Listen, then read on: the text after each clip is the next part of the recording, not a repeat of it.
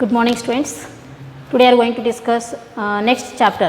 It is a part 2 of your business study that we are going to discussing the 9th chapter, that is financial management. Students, ಇವತ್ತಿನ ಕ್ಲಾಸಲ್ಲಿ ನಾವೇನು ಮಾಡೋಣ, part 2 ಬುಕ್ಕಲ್ಲಿ ಇರ್ತಕ್ಕಂಥ ಮೊದಲನೇ chapter ಅಂದರೆ 9th ಚಾಪ್ಟರನ್ನು ನಾವು ಇವತ್ತು ಅಧ್ಯಯನ ಮಾಡ್ತಾ ಇದ್ದೀವಿ. ಅದರ ಟಾಪಿಕ್ ಹೆಸರೇನಂತಂದರೆ ಹಣಕಾಸಿನ ನಿರ್ವಹಣೆ. So students, we have already studied what is the management, how we are going to make the management in every business organization. So on the basis of finance, so when you are going to considering the point of view of finance, how you are going to manage it in every business organization, there will be a different departments, we already know that, and there will be the levels of management, top level, middle level and low level. So when you are going to study about the management, so management plays a very important role. Already we have studied in last 8 chapters. So let us see how the finance is to be managed in every business organization, how the financial role applies in the business organization.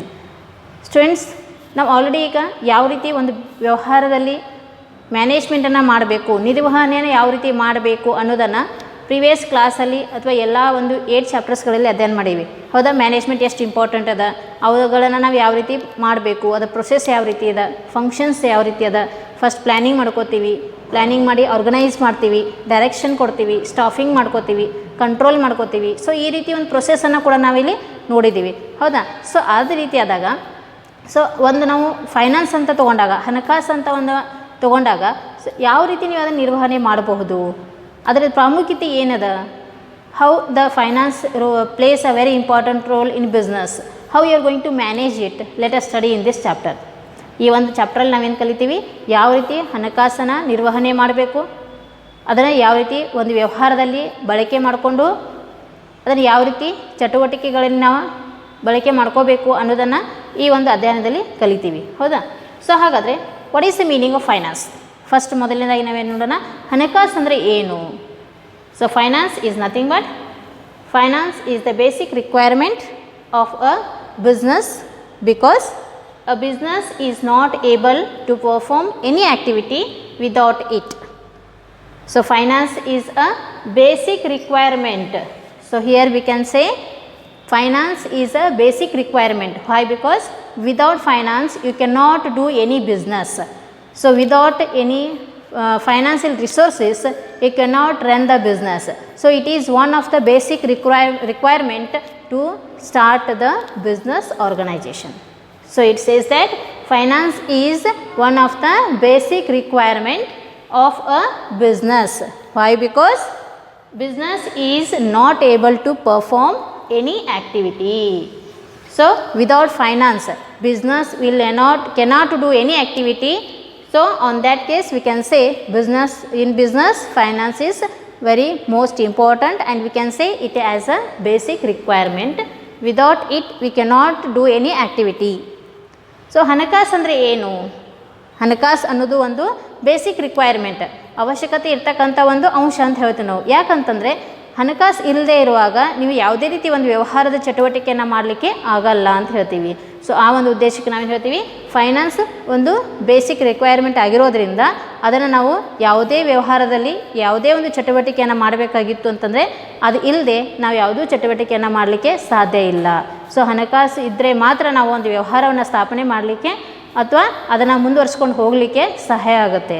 So ಆ ಒಂದು ಉದ್ದೇಶಕ್ಕೆ ಹಣಕಾಸು ಬಹಳ important ಅಂತ ಹೇಳ್ತೀವಿ. So finance plays a very important role in every business organisation. Why? Because without finance it is a basic requirement. Without finance we cannot do any activity. So we can say it as a finance is a lifeblood of a business. In single word we can say that finance is nothing but what? It is a lifeblood of a business. So ನಾವು ಕೊನೆಯದಾಗಿ ಏನು ಹೇಳ್ತೀವಿ, ಹಣಕಾಸು ಅನ್ನೋದು ಒಂದು life blood of business ಅಂತ ಹೇಳ್ತೀವಿ. ಒಂದು ಬಿಸ್ನೆಸ್ದ ಒಂದು ವ್ಯವಹಾರದ ಒಂದು ಜೀವ ರಕ್ತ ಅಂತ ಕರಿತೀವಿ. ಸೊ ಈಗ ನಿಮ್ಮಲ್ಲಿರ್ತಕ್ಕಂಥ ಮನುಷ್ಯನಿಗೆ ಕೂಡ ನಾವು ಎಕ್ಸಾಂಪಲ್ ತೊಗೊಂಡಾಗ ಮನುಷ್ಯನಿಗೆ ಕೂಡ ರಕ್ತ ಇದ್ದರೆ ಮಾತ್ರ ನಾವೇನು ಮಾಡ್ಬೋದು ರೀ, ಎಲ್ಲ ಚಟುವಟಿಕೆಗಳನ್ನ ಮಾಡಲಿಕ್ಕೆ ಸಾಧ್ಯ ಇರುತ್ತೆ. ಸೊ ಅದೇ ರೀತಿ ಬಿಸ್ನೆಸ್ಸಿಗೆ ರಕ್ತ ಅಂತಂದರೆ ಯಾವ್ದು ರೀ? ಫೈನಾನ್ಸ್. ಸೊ ಇಲ್ಲಿ ನಾವೇನು ಹೇಳ್ತೀವಿ, finance is the life blood of a business.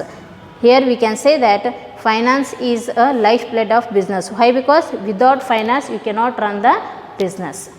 So on that case we can say it is a lifeblood of business. They may ask for fill in the blanks. What is the lifeblood of business? It is nothing but finance. Okay. So here what is business finance now? We have know the meaning of finance. Finance ಅಂದರೆ ಏನು ಅಂತ ಗೊತ್ತಾಯಿತು, ಹೌದಾ? ಇದು ಒಂದು basic requirement ಅದ. ಈ ಒಂದು ರಿಕ್ವೈರ್ಮೆಂಟ್ ಇಲ್ಲದೆ ಇರುವಾಗ ನಾವು ಯಾವುದೇ ರೀತಿ ಬಿಸ್ನೆಸ್ಸನ್ನು ಯಾವುದೇ ಆ್ಯಕ್ಟಿವಿಟೀಸ್ಗಳನ್ನು ಮಾಡಲಿಕ್ಕೆ ಆಗಲ್ಲ. So finance is a basic requirement. Without finance we cannot run or we cannot do any activities. Okay, this is what we can say. And also finance is nothing but it is a lifeblood of business. So what is the business finance now? Let us see. Money used by a businessman for carrying out all the business activities is called business finance. So business finance is nothing but the money which is used by the owner or by the businessman for carrying out all the business activities is called as the business finance. So business finance is nothing but the money which is used by the owner of the business or businessman for carrying out all the activities in the business is called as business finance. So ನಾವು ಇಲ್ಲೇನು ಮಾಡ್ತಾಯಿದ್ದೀವಿ, ವ್ಯವಹಾರದ ಹಣಕಾಸು ಅಂತ ಕರಿತೀವಿ. So ವ್ಯವಹಾರದ ಹಣಕಾಸು ಅಂದರೆ ಏನು? ಹಣವನ್ನು ಒಬ್ಬ ಮಾಲೀಕನಾಗಿರ್ಬೋದು ಅಥವಾ ಬಿಸ್ನೆಸ್ ಮ್ಯಾನ್ ಆಗಿರ್ಬೋದು, ಅವನು ಬಳಕೆ ಮಾಡ್ತಕ್ಕಂಥ ಹಣಕಾಸನ್ನು ಬೇಕಾದಂಥ ಚಟುವಟಿಕೆಗಳಲ್ಲಿ ಅದನ್ನು ಉಪಯೋಗಿಸಿ ಮಾಡ್ತಕ್ಕಂಥ ಚಟುವಟಿಕೆಗಳಿಗೆ ನಾವೇನು ಹೇಳ್ತೀವಿ ರೀ, ಬಿಸ್ನೆಸ್ ಫೈನಾನ್ಸ್ ಅಂತ ಕರಿತೀವಿ. So this is what the meaning of finance and business finance. So let us see how you are going to make the management, financial management. ಹಣಕಾಸನ್ನು ಯಾವ ರೀತಿ ನಿರ್ವಹಣೆ ಮಾಡ್ತೀರಿ ಅನ್ನೋದನ್ನು ನೋಡೋಣ. ಸೊ ಹಣಕಾಸಿನ ನಿರ್ವಹಣೆ, financial management. So what it tells? It means managing the finance of the business. So financial management is nothing but what?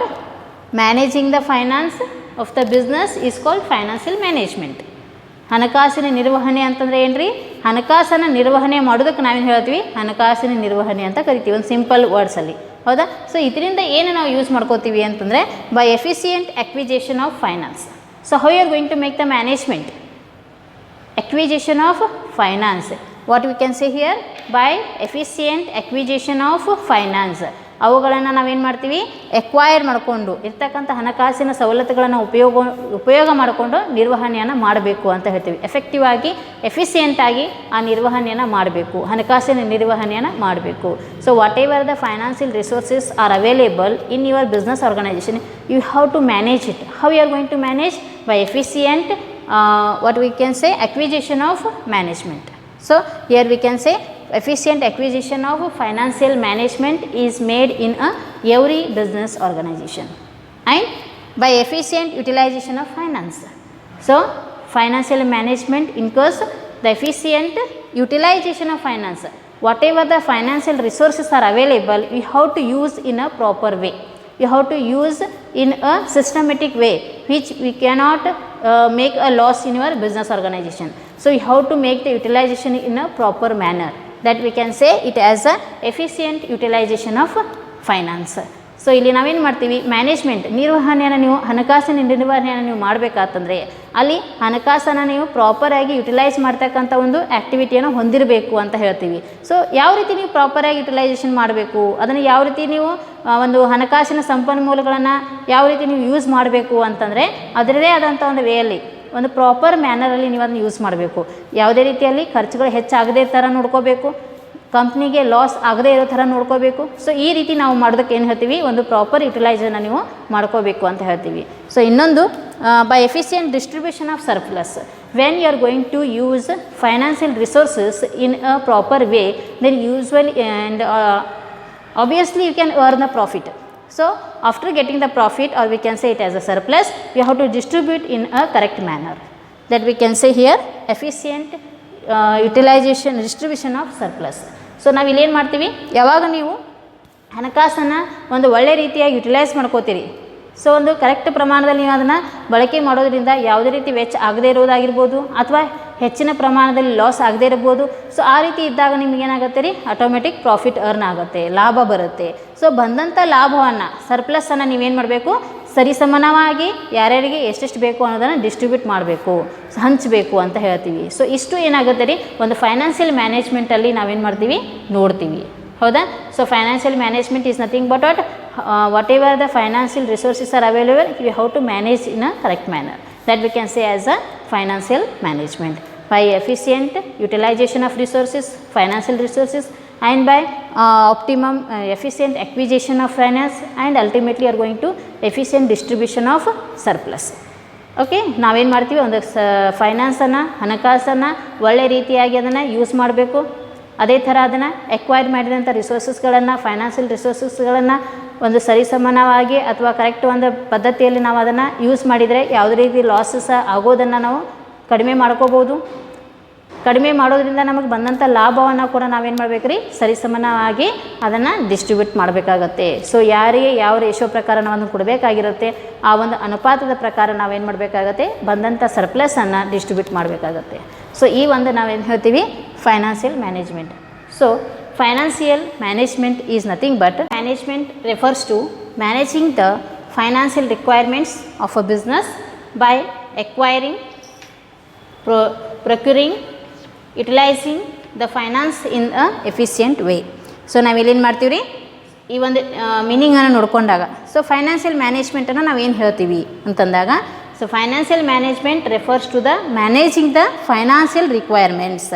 So financial management is nothing but what? It refers to the managing the financial requirements in your business organization of a business by acquiring the financial resources, procuring the financial resources, and utilizing the financial resources, the finance in efficient way. So whatever the finance is available in your business organization, we have to manage in a efficient way, that by acquiring, procuring, and utilizing the finance in a systematic way, or we can say it as a efficient way. So financial management is nothing but what? It refers to the managing the financial requirements. This is what the basic thing. So managing the financial requirements is nothing but financial management. How we are going to manage the requirements of the finance? By acquiring, procuring, and utilizing the finance in a efficient way. That is what the financial management. So financial management ನಾವು ಯಾವ ರೀತಿ ಹಣಕಾಸನ್ನು ನಿರ್ವಹಣೆ ಮಾಡಬಹುದು ಅಂತಂದಾಗ ನಾವೆಲ್ಲ ಏನು ಹೇಳ್ತೀವಿ ರೀ ಒಂದು ಮ್ಯಾನೇಜಿಂಗ್ ದ ಫೈನಾನ್ಷಿಯಲ್ ರಿಕ್ವೈರ್ಮೆಂಟ್ಸ್. ಅಲ್ಲಿ ಇರ್ತಕ್ಕಂಥ ಫೈನಾನ್ಷಿಯಲ್ ರಿಕ್ವೈರ್ಮೆಂಟ್ಸ್ ಏನಿರುತ್ತೆ ಅವುಗಳನ್ನು ನಾವು ಕರೆಕ್ಟಾಗಿ ಮ್ಯಾನೇಜ್ ಮಾಡಬೇಕು, ನಿರ್ವಹಣೆ ಮಾಡಬೇಕು ಅಂತ ಹೇಳ್ತೀವಿ. ಸೊ ಯಾವ ರೀತಿ ನೀವು ಅದನ್ನು ಮಾಡ್ಕೋಬೋದು ಅಂತಂದಾಗ ಎಕ್ವೈರಿಂಗ್ ಮುಖಾಂತರ, ಪ್ರೊಕ್ಯೂರಿಂಗ್ ಮತ್ತು ಕರೆಕ್ಟಾಗಿ ಅದನ್ನು ಯುಟಿಲೈಸ್ ಮಾಡುವ ಮುಖಾಂತರ. ಸೊ ಹಣಕಾಸನ್ನು ಯುಟಿಲೈಸ್ ಒಂದು ಒಳ್ಳೆಯ ರೀತಿಯಾಗಿ ಅದನ್ನು ಬಳಕೆ ಮಾಡೋದ್ರ ಮುಖಾಂತರ ನಾವೇನು ಮಾಡ್ತೀವಿ ಹಣಕಾಸನ್ನು ನಿರ್ವಹಣೆ ಮಾಡ್ತೀವಿ ಅಂತ ಹೇಳ್ತೀವಿ. ಸೊ ಇದು ಕೂಡ ಏನಾಗುತ್ತೆ ರೀ ಒಂದು ಮ್ಯಾನೇಜ್ಮೆಂಟನ್ನು ಮಾಡಬೇಕಾದ್ರೆ ಒಂದು ಇಂಪಾರ್ಟೆಂಟ್ ರೋಲನ್ನು ಪ್ಲೇ ಮಾಡುತ್ತೆ. ಸೊ ಹಾಗಾದರೆ ಆ ರೋಲ್ಗಳು ಏನು? So role of financial management, are we can say it as the importance of financial management. So ನಾವಿಲ್ಲಿ ಏನು ಮಾಡ್ತೀವಿ ರೀ ಯಾವ ರೀತಿ ನೀವು ಹಣಕಾಸನ್ನು ನಿರ್ವಹಣೆ ಮಾಡ್ತಕ್ಕಂಥ ಒಂದು ಸಂಬಂಧ ಹೊಂದಿದೆ ಅಥವಾ ಅದರ ಮಹತ್ವ ಏನು ಅಂತ ನೋಡೋಣ. Let us see the importance, are we can say it as a role of financial management. ಒಂದು ಮಹತ್ವ ಅಂತ ಹೇಳ್ಬೋದು, ಇಲ್ಲ ಅಂತಂದರೆ ಅದು ಯಾವ ರೀತಿ ಪಾತ್ರ ವಹಿಸ್ತದೆ ಒಂದು ಬಿಸ್ನೆಸ್ ಆರ್ಗನೈಜೇಷನಲ್ಲಿ ಹಣಕಾಸಿನ ನಿರ್ವಹಣೆ ಯಾವ ರೀತಿ ಒಂದು ಪಾತ್ರ ವಹಿಸ್ತದೆ ಅನ್ನೋದನ್ನು ನೋಡೋಣ. Let us see the role of financial management. The role of financial management, ಯಾವ ರೀತಿ ಹಣಕಾಸಿನ ನಿರ್ವಹಣೆಯನ್ನು ನಾವು ಪಾತ್ರ ವಹಿಸ್ತದ ಅನ್ನೋದನ್ನು ಇಲ್ಲಿ ನೋಡಬಹುದು. ಹೌದಾ? ಸೊ ಮೊದಲನೇದಾಗಿ the first role are the importance of financial management that we can say here the size and the composition of the size and the composition of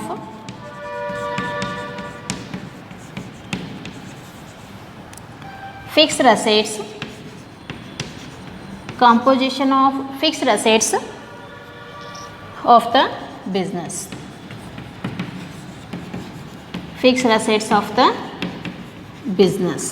So this is what the first role of your financial management. So that is the size and the composition of fixed assets of the business. Second role, that is the quantum of current assets and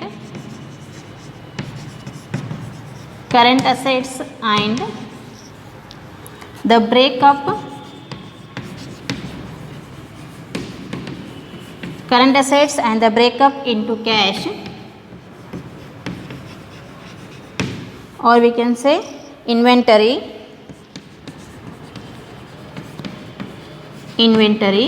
and receivables.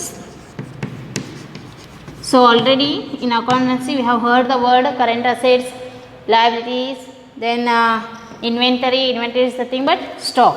Okay. So next, that is the amount of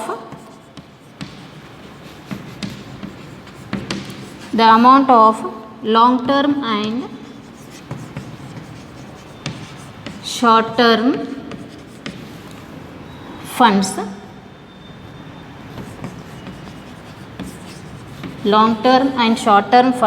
to be used. So this is third role of financial management. Next, that is fourth one,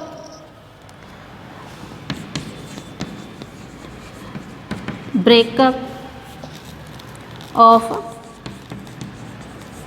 long term financing into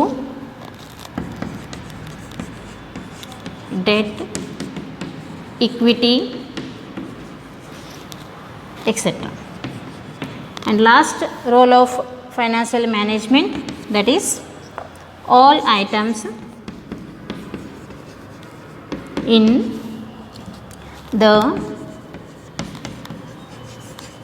profit and loss account. For example, here we can say the items of profit and loss.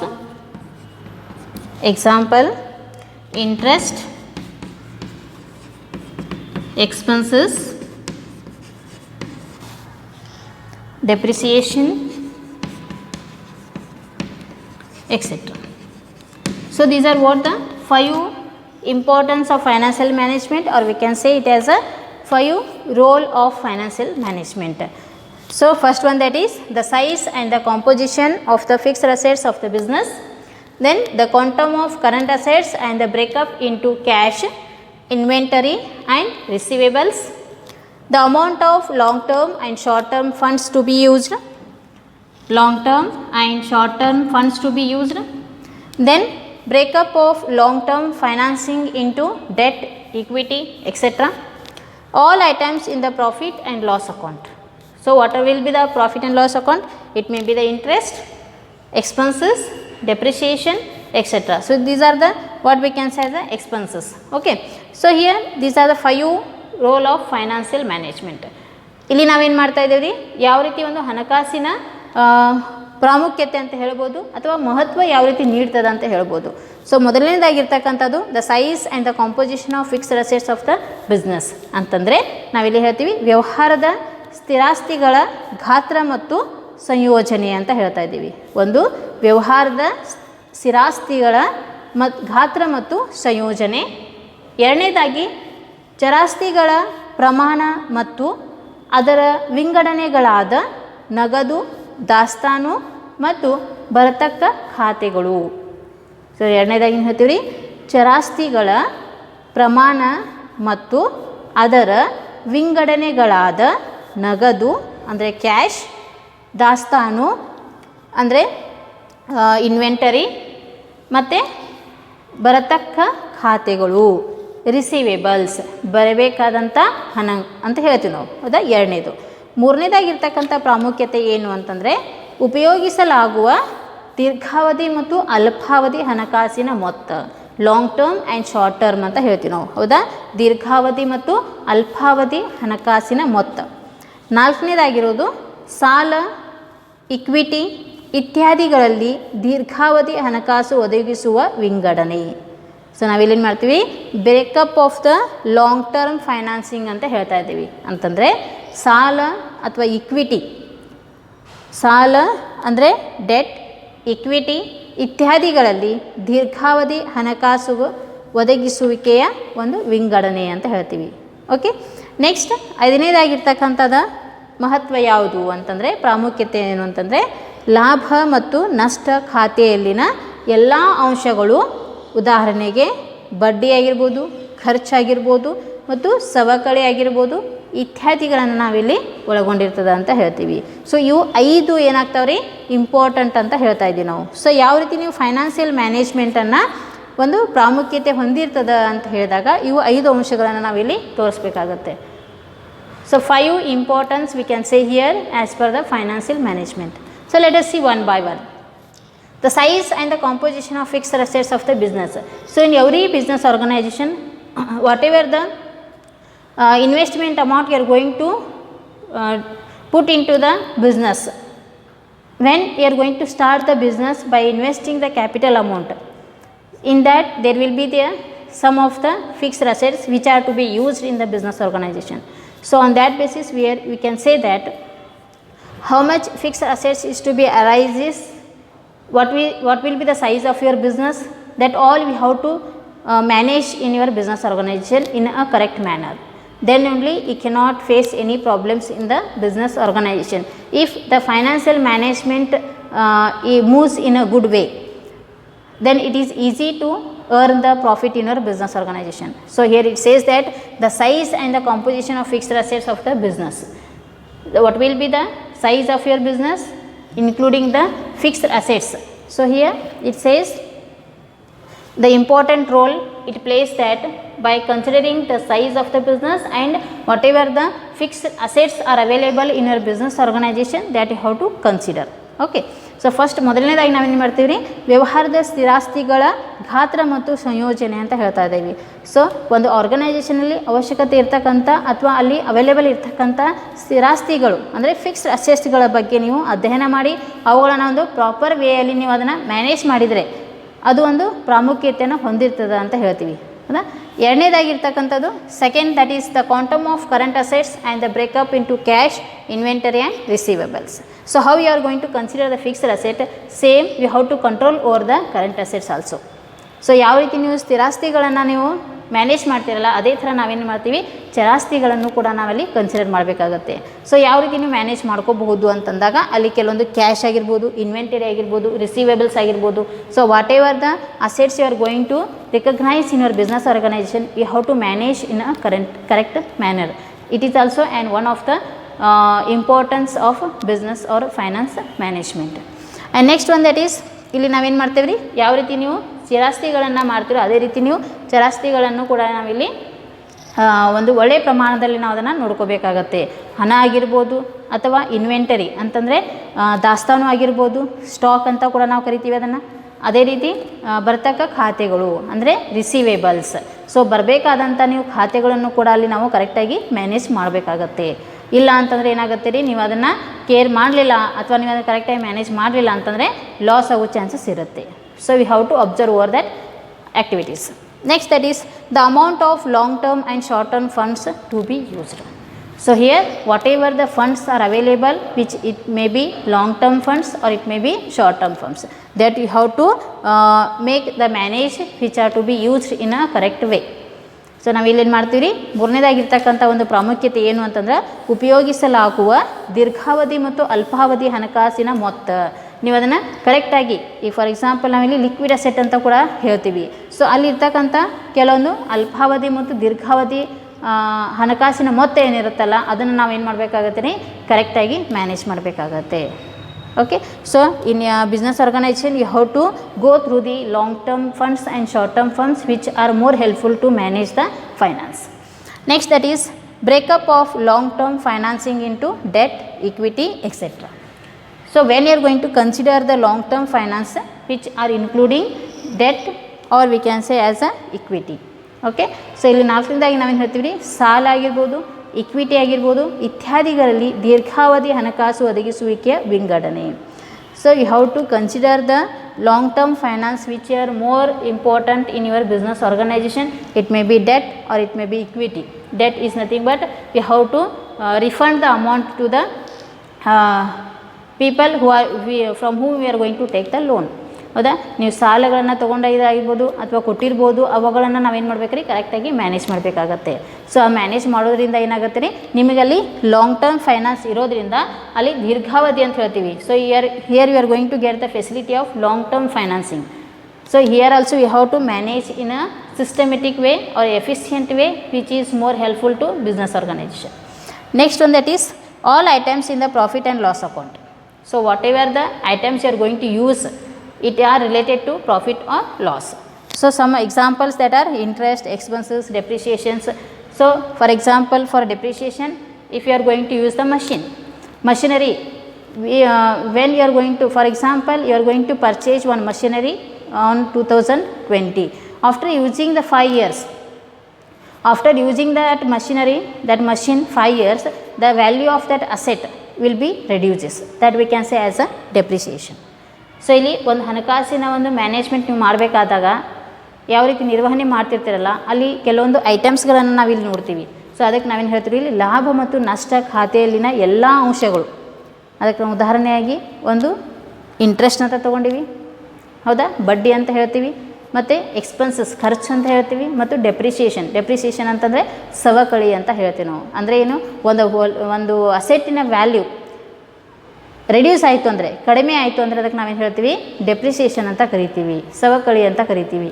ಉದಾಹರಣೆಯಾಗಿ ಒಂದು machinery, ಈಗ ಒಂದು ಬಿಸ್ನೆಸ್ಸಲ್ಲಿ ನೀವು ಉತ್ಪಾದನೆ ಮಾಡಬೇಕಾತಂದರೆ ಕೆಲವೊಂದು ಮಷಿನ್ಸ್ಗಳನ್ನು use ಮಾಡ್ತೀರಿ. So ಈ ವರ್ಷ ಪರ್ಚೇಸ್ ಮಾಡಿದಂಥ ಮಷಿನನ್ನು ನೀವು 5 ವರ್ಷ ತನಕ ಬಳಕೆ ಮಾಡಿದರೆ, ಅದು 5 ವರ್ಷ ನಂತರ ಏನಾಗುತ್ತೆ ರೀ, ಅದರ ವ್ಯಾಲ್ಯೂ ಕಡಿಮೆ ಆಗುತ್ತೆ. ಸೊ ಅದಕ್ಕೆ ನಾವೇನು ಹೇಳ್ತೀವಿ, ಡೆಪ್ರಿಸಿಯೇಷನ್ ಅಂತ ಕರಿತೀವಿ. ಸೊ ಈ ರೀತಿ ನೀವು ಏನು ಮಾಡಬೇಕಾಗತ್ತೆ ರೀ, ಫೈನಾನ್ಷಿಯಲ್ ಮ್ಯಾನೇಜ್ಮೆಂಟನ್ನು ಒಂದು ಇಂಪಾರ್ಟೆಂಟ್ ರೋಲ್ ಪ್ಲೇ ಮಾಡುತ್ತೆ ಅಂತ ಹೇಳ್ತೀವಿ ನಾವು, ಹೌದಾ. So these are the 5 important roles of financial management. ಇವು 5 ಏನಾಗುತ್ತೆ ರೀ, ಪ್ರಾಮುಖ್ಯತೆಯನ್ನು ಹೊಂದಿರ್ತದೆ ಅಂತ ಹೇಳ್ತೀವಿ. ಮೊದಲನೇದಾಗಿರ್ತಕ್ಕಂಥದ್ದು ಯಾವುದು, ಒಂದು ವ್ಯವಹಾರದ ಸ್ಥಿರಾಸ್ತಿಗಳ ಗಾತ್ರ ಮತ್ತು ಸಂಯೋಜನೆ. ಒಂದು ವ್ಯವಹಾರದಲ್ಲಿರ್ತಕ್ಕಂಥ ಟೋಟಲ್ ಆಗಿರ್ತಕ್ಕಂಥ ಫಿಕ್ಸ್ಡ್ ಅಸೆಟ್ಸ್ ಎಷ್ಟಿದೆ, ಸ್ಥಿರಾಸ್ತಿಗಳ ಒಂದು ಗಾತ್ರ ಎಷ್ಟಿದೆ, ಮತ್ತು ಅವುಗಳ ಸಂಯೋಜನೆಯನ್ನು ನೀವು ಯಾವ ರೀತಿ ಮಾಡಬೇಕು ಅನ್ನೋದು ಒಂದು ಮುಖ್ಯವಾದಂಥ ಅಂಶ ಅಂತ ಹೇಳ್ಬೋದು.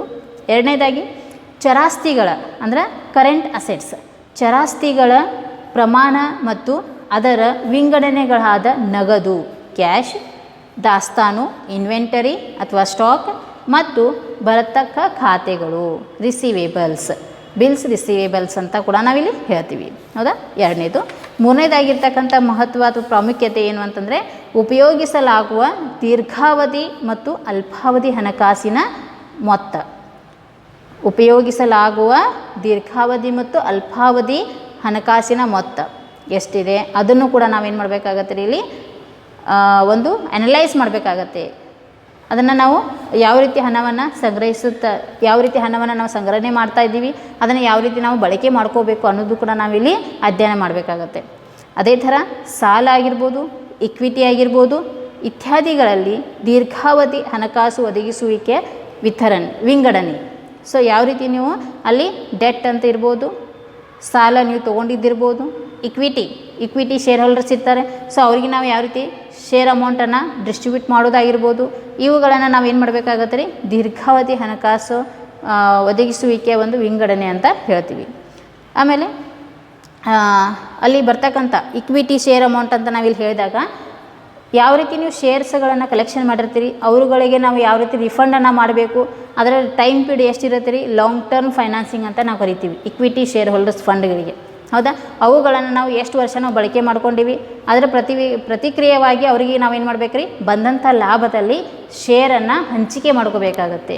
ಸೊ ಯಾವ ರೀತಿ ನಾವು ಅದನ್ನು ಹಂಚಿಕೆ ಮಾಡ್ಕೋಬೇಕು ಅಂತಂದರೆ ಅನುಪಾತದಲ್ಲಿ ನಾವು ಅದನ್ನು ಹಂಚಿಕೆ ಮಾಡ್ಕೋಬೇಕಾಗತ್ತೆ. ಸೊ ಯಾವ ವ್ಯಕ್ತಿ ಎಷ್ಟು ಶೇರ್ ಅಮೌಂಟನ್ನು ಕೊಟ್ಟಿದ್ದಾನೆ, ಸೊ ಅವ್ರಿಗೆ ನಾವು ಎಷ್ಟು ಶೇರ್ ಅಮೌಂಟನ್ನು ವಿಂಗಡಣೆ ಮಾಡ್ಕೋಬಹುದು, ಡಿಸ್ಟ್ರಿಬ್ಯೂಟ್ ಮಾಡಬಹುದು ಅನ್ನೋದನ್ನು ನಾವು ಇಲ್ಲಿ ಅಧ್ಯಯನ ಮಾಡಬೇಕಾಗತ್ತೆ, ಹೌದಾ. ಸೊ ಇದು ಕೂಡ ಏನಾಗುತ್ತೆ ರೀ, ಒಂದು ಇಂಪಾರ್ಟೆನ್ಸನ್ನು ತೋರಿಸ್ತದೆ. ಯಾಕಂತಂದರೆ ಯಾರು ಎಷ್ಟು ಶೇರ್ ಅಮೌಂಟನ್ನು ಕೊಟ್ಟಿರ್ತಾರೆ, ಅಥವಾ ನಮ್ಮ ಒಂದು ಬಿಸ್ನೆಸ್ ಆರ್ಗನೈಜೇಷನ್ಗೆ ಎಷ್ಟು ಶೇರ್ ಅಮೌಂಟ್ ಕಲೆಕ್ಟ್ ಆಗಿದೆ, ಸೊ ಇಕ್ವಿಟಿ ಶೇರ್ ಹೋಲ್ಡರ್ಸ್ ಎಷ್ಟು ಜನ ಇದ್ದಾರೆ, ಅವರಿಗೆ ನಾವು ಎಷ್ಟು ಹಣಕಾಸನ್ನು ಕೊಡಬೇಕು, ಎಷ್ಟು ಡಿಸ್ಟ್ರಿಬ್ಯೂಟ್ ಮಾಡಬೇಕು, ಬಂದಂಥ ಪ್ರಾಫಿಟ್ ಎಷ್ಟಿದೆ, ಖರ್ಚು ಎಷ್ಟಾಗಿದೆ, ಸೊ ಲಾಸ್ ಆಗಿದೆಯೋ ಪ್ರಾಫಿಟ್ ಆಗಿದೆಯೋ ಅನ್ನೋದನ್ನು ಅಬ್ಸರ್ವ್ ಮಾಡಿಕೊಂಡು ಕೂಡ ನಾವೇನು ಮಾಡಬೇಕಾಗತ್ತೆ, ಇಕ್ವಿಟಿ ಶೇರ್ ಹೋಲ್ಡರ್ಸಿಗೆ ಕಂಪಲ್ಸರಿ ನಾವು ಅವರಿಗೆ ರಿಫಂಡ್ ಮಾಡಲೇಬೇಕಾಗತ್ತೆ. ಸೊ ಶೇರ್ ಅವ್ರದ್ದು ಎಷ್ಟಿರುತ್ತೆ ಆ ರೇಷೋ ಪ್ರಕಾರ ಅವ್ರಿಗೆ ನಾವು ಶೇರ್ ಅಮೌಂಟನ್ನು ಕೊಡಲೇಬೇಕು. ಹೌದಾ, ಇದು ಒಂದು ಪಾಯಿಂಟ್ ಇಲ್ಲಿ ಹೇಳ್ತೀವಿ. ಅದೇ ಥರ ಕೊನೆಯದಾಗಿರ್ತಕ್ಕಂಥದ್ದು ಇಂಪಾರ್ಟೆನ್ಸ್ ಅಥವಾ ಪ್ರಾಮುಖ್ಯತೆ ಏನಂತಂದರೆ, ಲಾಭ ಮತ್ತು ನಷ್ಟ ಖಾತೆಯಲ್ಲಿನ ಎಲ್ಲ ಅಂಶಗಳು. ಅಲ್ಲಿರ್ತಕ್ಕಂಥ ಒಂದು ಫೈನಾನ್ಷಿಯಲ್ ಮ್ಯಾನೇಜ್ಮೆಂಟ್ ನೀವು ಮಾಡಬೇಕಾತಂದರೆ, ಒಂದು ಆರ್ಗನೈಜೇಷನಲ್ಲಿ ಒಂದು ವರ್ಷ ನೀವು ಏನು ಫೈನಾನ್ಷಿಯಲ್ ಸ್ಟೇಟ್ಮೆಂಟ್ಸ್ಗಳನ್ನು ಪ್ರಿಪೇರ್ ಮಾಡ್ತಿರಲ್ಲ, ಆ ಒಂದು ಫೈನಾನ್ಷಿಯಲ್ ಸ್ಟೇಟ್ಮೆಂಟ್ ಮುಖಾಂತರ ನಿಮಗೇನು ಗೊತ್ತಾಗುತ್ತೆ, ಲಾಭ ಎಷ್ಟಾಗಿದೆ ಮತ್ತು ನಷ್ಟ ಎಷ್ಟಾಗಿದೆ. ಸೊ ಯಾವ ರೀತಿ ನೀವು ಎಕ್ಸ್ಪೆನ್ಸಸ್ಗಳನ್ನು ನೋಡ್ಬೋದು ಅಂತಂದಾಗ, ಅಲ್ಲಿ ನೀವು ಇಂಟ್ರೆಸ್ಟ್ ಪೇ ಮಾಡಿದಾಗಿರ್ಬೋದು ಅಥವಾ ಎಕ್ಸ್ಪೆನ್ಸಸ್ ವೆಚ್ಚಗಳಾಗಿರ್ಬೋದು. ಅದ್ರ ಜೊತೆಗೆ ನಾವು ಇನ್ನೊಂದೇನು ಹೇಳ್ತೀವಿ, ಸವಕಳಿ ಕೂಡ ಅಲ್ಲಿ ಆಗಿರ್ಬೋದು, ಡೆಪ್ರಿಸಿಯೇಷನ್ ಆಫ್ ಅಸೆಟ್ಸ್ ಅಂತ ನಾವಿಲ್ಲಿ ಹೇಳ್ಬೋದು. ಹೌದಾ, ಸೊ ಈ ರೀತಿ 5 ಪ್ರಾಮುಖ್ಯತೆಗಳನ್ನು ನಾವಿಲ್ಲಿ ನೋಡ್ತಾ ಇದ್ದೀವಿ. So 5 importance are we can say it as a role of financial management. 1 that is we can say the size and the composition of fixed assets of a business. So what will be the total fixed assets are available in your business that you have to consider here, which plays a very important role, and the quantum of current assets and the breakup into the cash or inventory, or we can say it as a receivables. So how you are going to manage the finance, the total amount of cash is available, how much amount cash is available in your business organization, and what will be the total stock available in the business, and the receivables, the upcoming the funds that you have to consider over the financial management. Next one, that is the amount of long term and short term funds to be used. The facilities relating to finance, whether it may be long term or short term, how you are going to utilize the financing resources as per the time period that we can see here. The long term funds or short term funds are to be also used in your business organization, and breakup of long term financing into debt, equity, etc. So here we can say we have to provide the financial resources to the employees as well as the shareholders, or we can say equity shareholders, who we can call it as the owners of the company. ಹೌದಾ, equity share holders ಅವರು ಮಾಲೀಕರು ಅಂತ ಕೂಡ ನಾವೇನು ಮಾಡ್ತೀವಿ, consider ಮಾಡ್ತೀವಿ. ಅದಕ್ಕೋಸ್ಕರ ನಾವೇನು ಮಾಡ್ತೀವಿ, ಅವರಿಗೆ ಅವ್ರದ್ದೇ ಆದಂಥ ಒಂದು ಅನುಪಾತದಲ್ಲಿ ಅವರಿಗೆ ಶೇರ್ ಅಮೌಂಟನ್ನು ನಾವು ಸೆಂಡ್ ಮಾಡ್ತೀವಿ. So here V can say the long term financing, for example equity share amount. So whatever the shares you are going to collect from the equity shareholders, after the time period, after the long period financing, we have to refund on the basis of profit as per their ratio. So as per the ratio, you have to refund the share amount to the equity shareholders. That is also one of the importance of financial management, that we have to manage in a correct way or efficient way. Last one, that is all items in the profit and loss account. So when you are going to prepare the financial statements, after managing all the activities, you are ultimately you are going to prepare the financial statements. With the help of financial statements, you will come to know that the financial position of your business, whether the company is in a profit or a loss. So how the loss may be arises, if the expenses are increases, then the loss may arise, okay, or the profit, for example, if you are going to earn in a good way, or if you are going to use the finance in a proper way, utilization of financial resources in a efficient way, then you can easily earn the profit. And some of the items which the expenses are to be increased, here we can say depreciation. So depreciation is nothing but what, reducing the value of an asset is called as depreciation. For example, machine we have taken, when you are using the machines for a number of years, so after that the value of asset will be decreases, that we can say it as a depreciation. So these are what the 5 important importance of the financial management, or we can say it as a role of financial management. So today we have studied that the meaning of finance, the meaning of business finance, then management, financial management, then role of financial management.